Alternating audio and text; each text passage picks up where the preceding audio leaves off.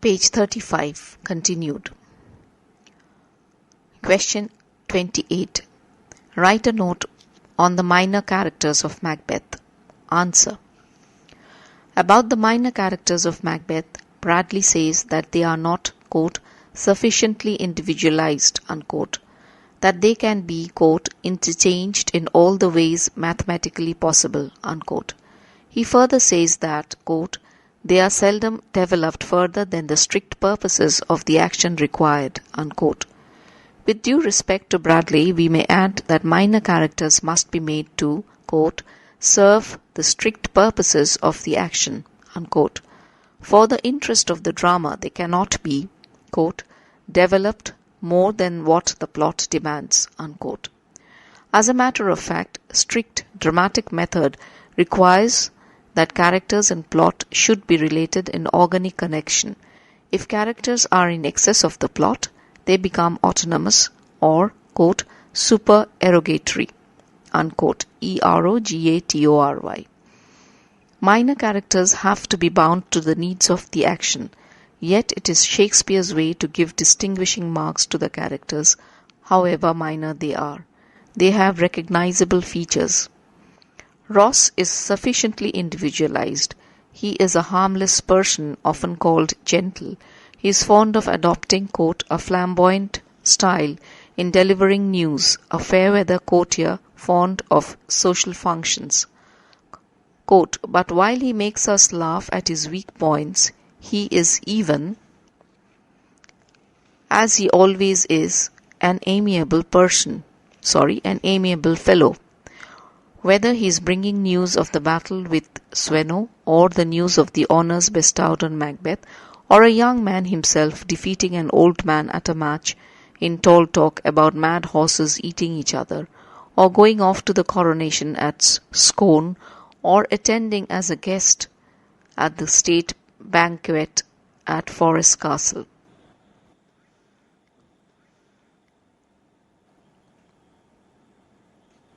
Page 36. But this flattering court butterfly is transformed into a human angel who flies without wings to warn Lady Macduff and then to break the heartbreaking news to Macduff. After their diabolical act, even his harmless life must have been in danger, for he flies a refugee with other refugees, Thanes with other refugee Thanes out of Scotland. His last errand of consolation is to give Siward the news of his son's death. Unquote. Quote, with what a wealth of choice, high-flown euphuism does Ross give his good news. How coolly does he tell incredible stories. With what a sense of decency does he call on the guests to rise, as His Highness is not well. How delicately does he try to make Lady Macduff divine the true reason of her husband's flight. How earnestly does he feel his way to prepare Macduff to receive the fatal news and withhold it as long as he can. How, when Macduff will not put off any longer, he comes out with the news in the plainest language, the harrowing occasion making him forget all his ornate style. Unquote. The play reveals all this to us. The quotation is from Percival's edition of Macbeth. Lennox, Lennox. Lennox is a contrast to Ross. He is, quote, all intellect and no emotion, unquote. He goes out with Macbeth to look with his own eyes for proofs of what he has heard. In his presence it is that Macbeth stabs the true grooms, after cunningly making him a witness to the circumstantial evidence that points to them as being the murderers, and Lennox's reasoning mind makes him rely on that evidence. This is from Percival. Lennox sees his mistakes slowly as new facts about Duncan's murder crop up. Macduff's instinct leads him to suspect Macbeth, and his instinct is in the right. Even when Lennox is certain that Macbeth is guilty, he still maintains the outward appearance of loyalty. We find him We find him accompanying Macbeth, quote, in the last visit to the witches, and it is in his hearing that Macbeth speaks out his fiendish resolution after Macduff's family. Yet he does not fly as Ross does. He is incapable of prompt and risky action. He, however, joins the revolt against Macbeth, and he takes a leading role and suggests policy. Quote, he enters into correspondence with the English army of invasion in the army council of the rebel Thanes. It is he that moves a resolution to march towards Birnam Wood. Unquote. This is from Percival. Thus Lennox is different from Ross and Macduff. He is an individual with his qualities and limitations. Lady Macduff is a simple but devoted wife and mother. She has no thought beyond her home. She reproaches her husband with want of love because he has fled. She does not appreciate his patriotism. She chides her husband because he has endangered the security of her home and safety of her children's life by his rash action. Bradley remarks that, quote, she is in an agony of fear for them and full of indignation against him. Unquote. She feels neglected by her husband, and she is wounded by her husband's cruel neglect. Quote, wisdom, to leave his wife, to leave his babes, his mansion and his titles in a place from whence himself does fly. He loves us not. Unquote. Quote, all is the fear and nothing is the love. Unquote. This reproach, however, is the reverse side of her deep devotion to her husband. The great noble and spirited wife comes out in the critical moment of her encounter with the murderer. To the murderer's question, where is your husband? She gives the courageous reply, I hope in no place so unsanctified, where such as thou mayst find him. She is indeed a simple, domestically minded woman, but she can rise to the heroic stature if occasion demands it.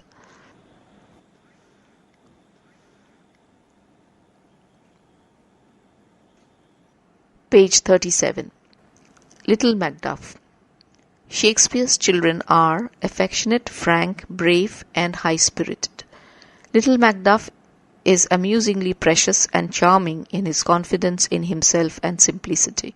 His skill in repartee is simply amazing. His mother cannot cope with his with his simple wit. His mother pays tribute to him. Quote, poor prattler, how thou talkest. The boy comes out with best qualities in his encounter with the murderers. He is not scared by the appearance of the murderers. He does not say a word until they call his father a traitor. Then he bursts out in angry protest. Thou liest, thou shag-haired villain. He is indeed a chip of the old block. When he is stabbed, he has not a thought for himself. He is concerned for his mother's safety. He has killed me, mother. Run away, I pray you. He is indeed endowed with an individuality of his own. Question 29. Quote, his or Macbeth's conscious or reflective mind moves chiefly among considerations of outward success and failure, while his inner being is convulsed by conscience. Unquote. Discuss.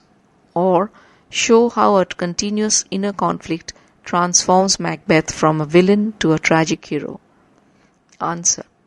Bradley had made this observation in the course of his analysis of the character of Macbeth in his great book, Shakespearean Tragedy. Bradley points out that Macbeth was a man of action, and this bold, ambitious man of action has, within certain limits, the imagination of a poet.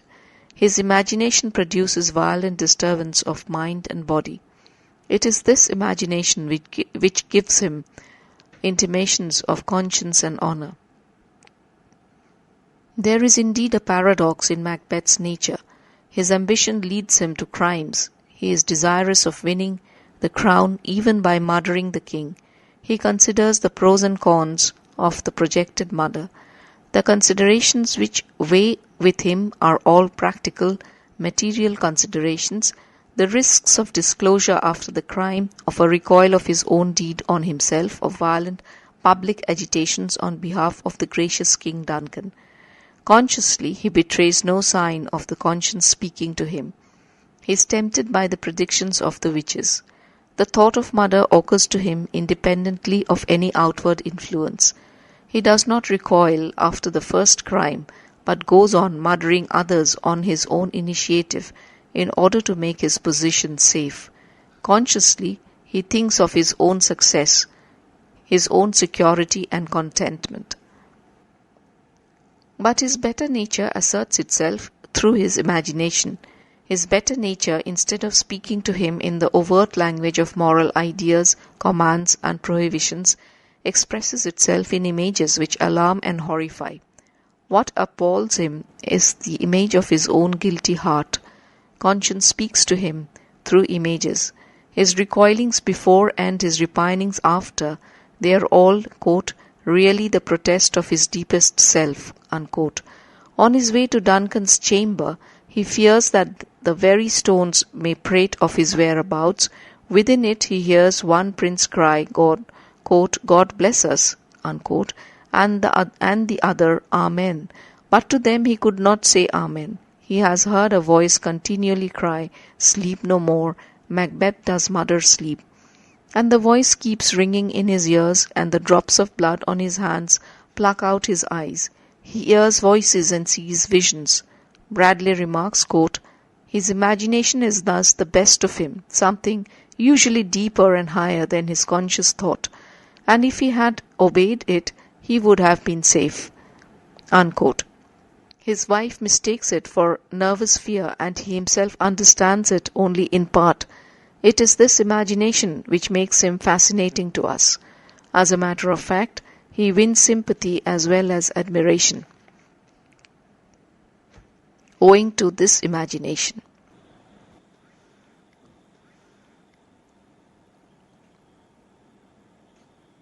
Page 38.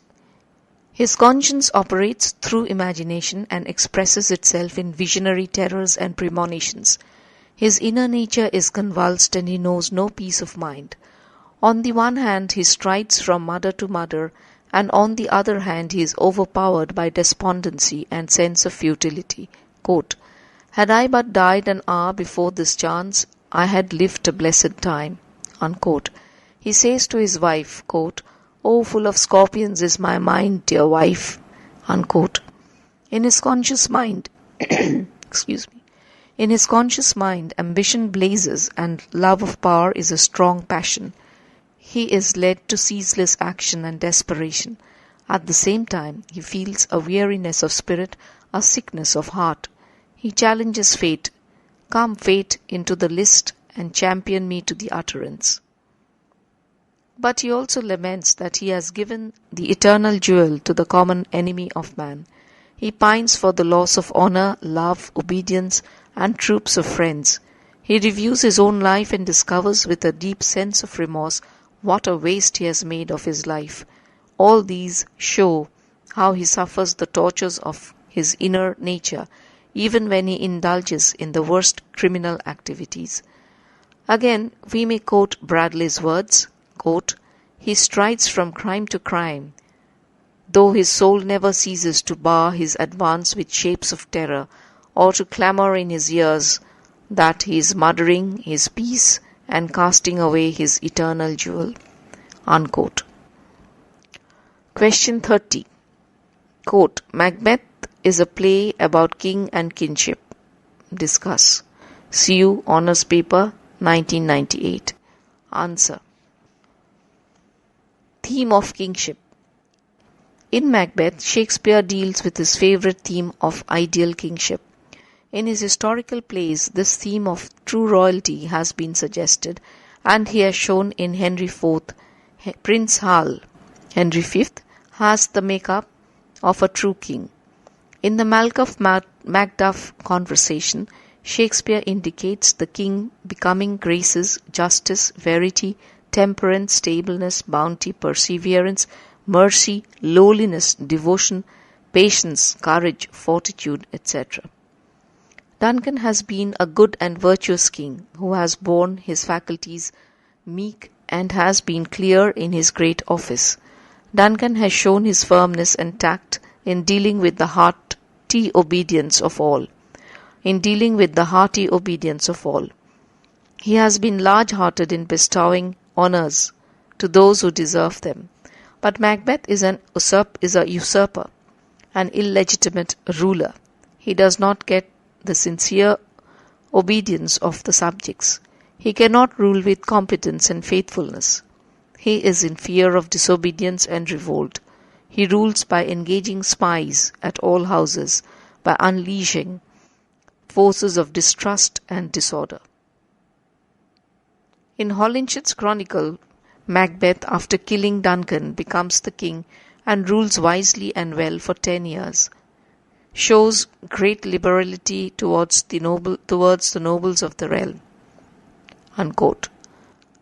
But Shakespeare makes him a tyrant from the first in order to contrast him with Duncan and with English King Edward the Confessor.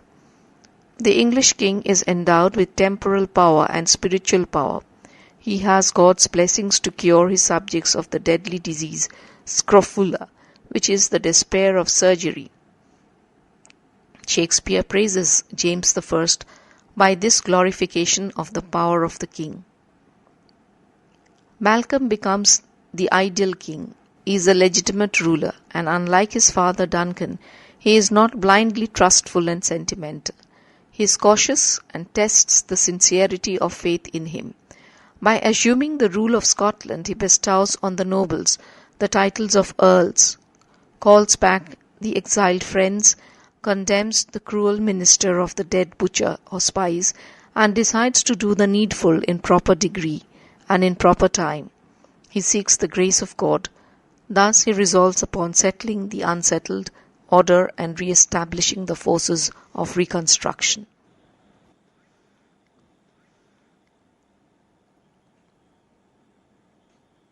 Page 39. Shakespeare believes in divine kingship. A king is the Lord's anointed temple. The murder of the king is a sacrilegious act. Quote, "The heavens as troubled with man's act," unquote, "it is an unnatural act. Darkness does the face of the earth entomb, when living light should kiss it," unquote. The association is with the crucifixion of Christ, when from the 6th to the 9th hour the sun was eclipsed and the earth covered in darkness. Duncan, goodness, has been crucified by the Macbeth or evil. Macduff cries, "Most sacrilegious mother has broke ope the Lord's anointed temple, and stole thence the life of the building." Act 2, Scene 3, line 66-68.